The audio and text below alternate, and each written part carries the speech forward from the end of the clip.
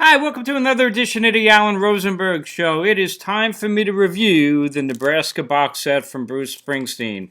I have taken a really deep dive into this box set. I've been listening to it incessantly since I got it. It's got, well, let me show you. We'll go through it. The Nebraska outtakes, disc 1, Electric Nebraska, disc 2.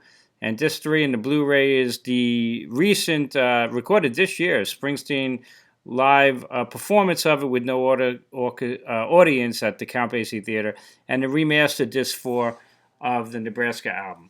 So a little background to put it in perspective for me. So one of my best friends, Sandy, was a huge fan of Springsteen before anybody I knew. So I knew about Springsteen with Born to Run. He was on the cover of Time and Newsweek. Darkness, I heard when it first came out. I liked it, but that was an amazing year, 1978. Didn't quite, for me, come up to some of the other albums that came out that year, but I really grew to appreciate it over the years, especially with the live recordings from the 78 tour that my friend Sandy turned me on to. You get to 1980 with The River, and here in the East Coast, Springsteen was already a superstar with Darkness on the Edge of Town. He could play the Nassau Coliseum, Madison Square Garden, probably as many nights he would want. He was a genuine superstar here, even in 78 with Darkness. But The River, he became a huge superstar. I mean, it was a #1 album, Hungry Heart, top 5 hit, and I thought The River was a great album. A little bloated, but it was a great album. So in 1982, when he released Nebraska and I picked the album up, honestly, I was underwhelmed. It was getting rave reviews. It was a huge hit album. I think it hit number 3 on the album charts. Had little promotion. The movie claims there was no promotion. Not quite true. There was 2 videos in Atlantic City. The video used to get played a lot. It was a great video. So there was some promotion from it. But at the time, I kind of found it underwhelming. And it's an album that I just never really went back to, although all the songs on Nebraska became really famous because he's played them all live multiple times, with the band and etc. So it grew to really like the songs over time. That means this box set for me was particularly fascinating because this did the job. I have done a deep dive and I've been listening to this tremendously, and I've really got a tremendous appreciation for the album that I really didn't have. So let's look at the box set. Well, let's start with the outtakes, which is kind of interesting. That's what it looks like. Here's the hype sticker. You don't really need to see that. And the outtakes is interesting. I'll show you what's on the outtakes disc. Okay, that's what it looks like on the outtakes disc. Easy to probably see it here. There you go. So it starts off with Born in the USA on the outtakes, and it's I think that's the same version that's on tracks. I believe it is. It's an interesting version with the acoustic, and it definitely works. But I think that was already on tracks, if I remember right. I like to do these on my own. I'm not doing research. Then you get a brand new song that I never heard called Losing Kind. I could understand why it wasn't on the original Nebraska. It's got a cleaner sound. Nebraska, you know about it. It's got not just that it's acoustic and, lo-fi. It has this haunting quality that made it kind of unique because he recorded it on a 4-track.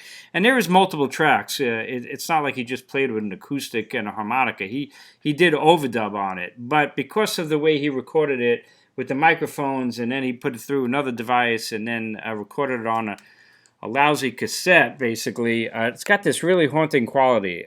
This song in particular, Losing Kind, doesn't have that. Next comes Downbound Train, one of my favorite Springsteen tracks, later, of course, on Born in the USA.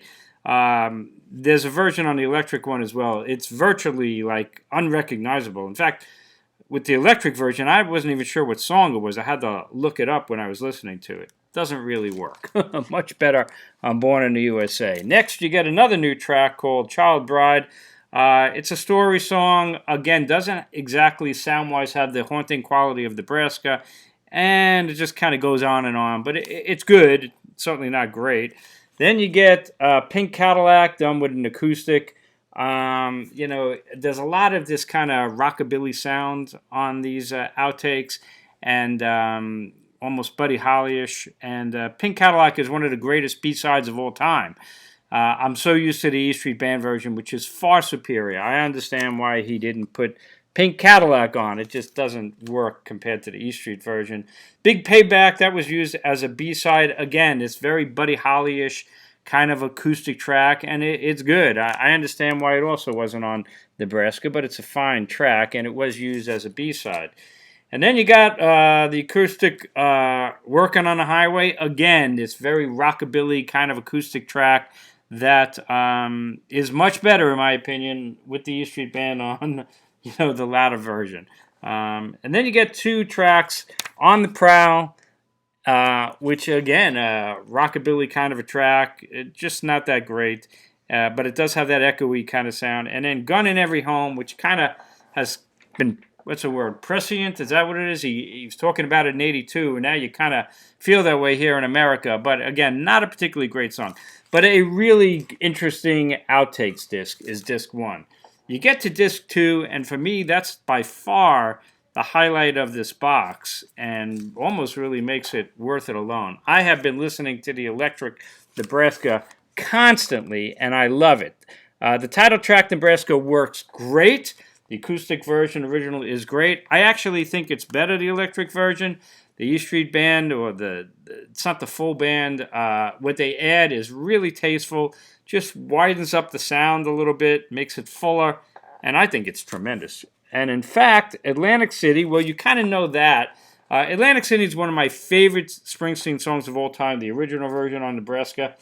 Oh, years ago, I did a video of my favorite Springsteen songs. Atlantic City was way up there. I loved the Nebraska version better than anything, but this is what you heard live many times with the E Street Band. And Atlantic City is very powerful with the E Street Band. It's great. It's a great alternative to the original version. They are both excellent. Mansion on the Hill, kind of like Nebraska in the sense that it's a great song. It's perfect on Nebraska. The E Street Band, they kind of fill it out a little bit more, and yeah, it works wonderful. It's a great version. Not drastically different, just tasteful. Johnny 99, another rockabilly song, kind of a, again, story song, almost Chuck Berry-ish with a lot of lyrics. And on the electric version, I think it works really, really well. Then you get the original electric version of Downbound Train. It's a train wreck.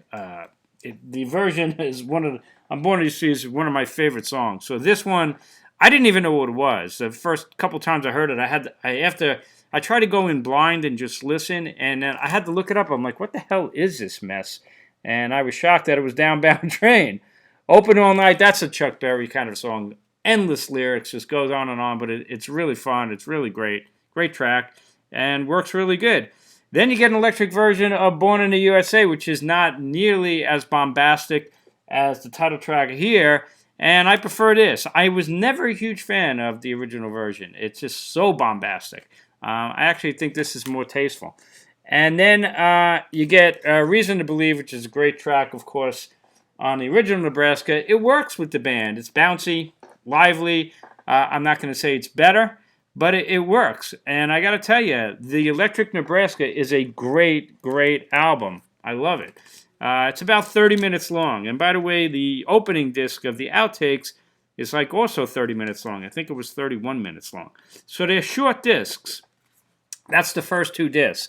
After they get that, you get the Blu-ray and the CD of the Count Basie Theater, which is Springsteen alone, Thrill Hill Productions. You know, he has his own movie company, and he does videos and movies of all his albums. He puts movies on the box sets. They do a great job. It's beautifully filmed, very tasteful, in black and white.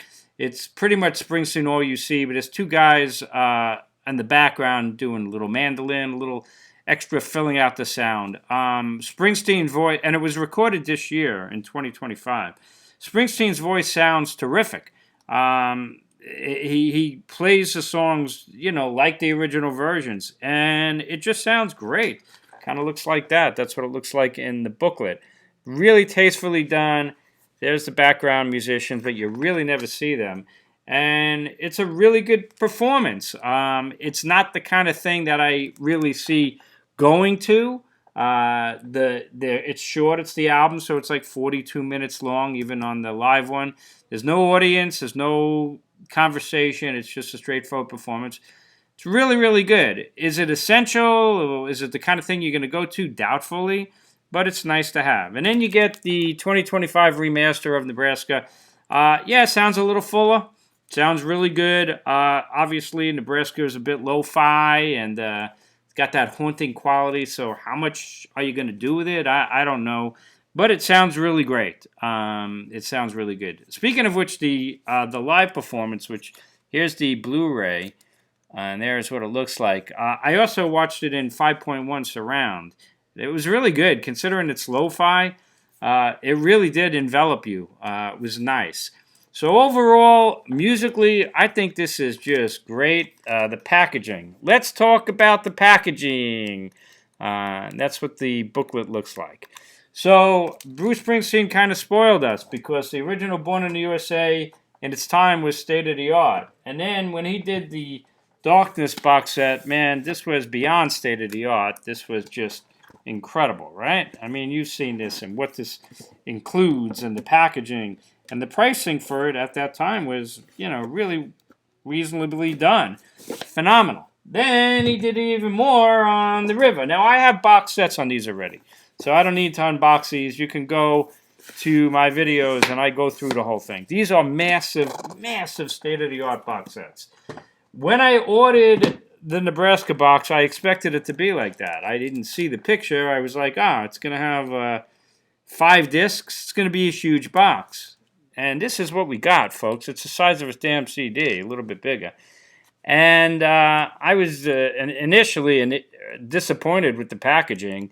And I'm like, where am I going to file this? And it's kind of strange. And yeah, it's a big letdown, the packaging, in my opinion, because I was previously spoiled.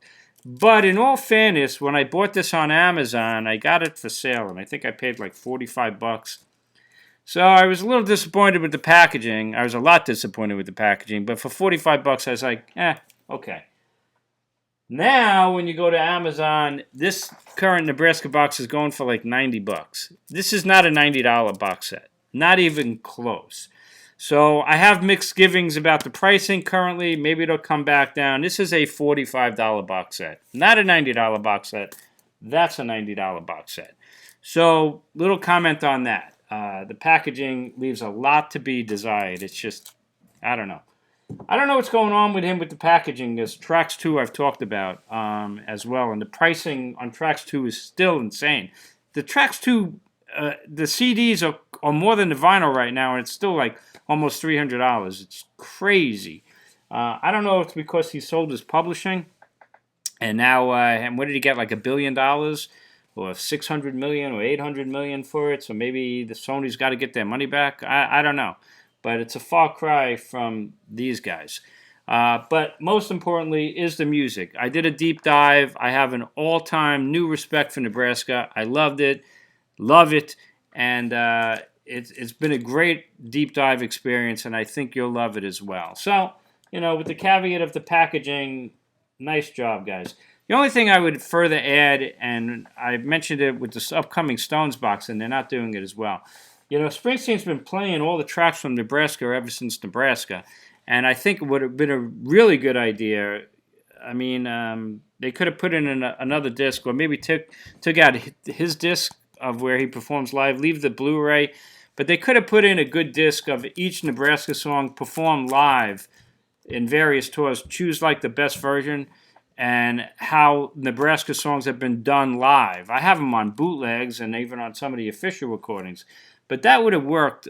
Here's how Nebraska sounds live with the E Street Band. It seems to me like a really good opportunity that was missed and would have added to the disc, the box set. So let me know your thoughts on that. But that's it. Let me know your thoughts. By the way, I saw the movie Deliver Me from Nowhere. This was, again, one of the great marketing things by Springsteen. He's so powerful in the industry, and all of this is planned like a public relations army. He did a major movie documentary that are included in Darkness, Unborn to Run, and The River, and he does with his own Thrill Hill and Tom Zimney, his director, and they make films of everything on Springsteen, and then he puts them out. This time, instead of putting the film in Nebraska, he actually got it out in the movies, Deliver Me From Nowhere, and he was very involved in the making of the movie, obviously, as was John Landau. So talk about marketing. Let's put this together and do a full-fledged movie on it. Great cross marketing for sure. The movie I thought was okay. My wife is a big Springsteen fan. She's the one who wanted to see it. She hated the movie. I thought the actor did a great job. I didn't know who he was, but definitely the movie itself was just okay. Definitely, it's a biopic, and it's not completely. It didn't go into everything involved. You didn't even know he had two younger sisters. There's one scene in the whole movie with one little girl in the car. They're going to go to the mansion in the hill and run through the fields with the father. And I'm like, who's that girl? And my wife was like, yeah, who is that girl? Oh, that's his sister. And that's the only time you ever heard about his family in the movie, and made you wonder, like, if his father was so bad, how did it affect the sisters? Did he even have sisters? You just don't know. And the E Street Band didn't even exist really in the movie, but I get it. It's the point of Nebraska. But overall, it was a good movie, I thought. My wife didn't like it. But a great time to be a Nebraska fan, or like me, if you were just a moderate fan of the album, you certainly get a brand new appreciation of it. Let me know your thoughts. As always, stay safe, stay healthy. Thanks for watching me. Hit subscribe if you're new, and I'll see you next time on the Alan Rosenberg Show.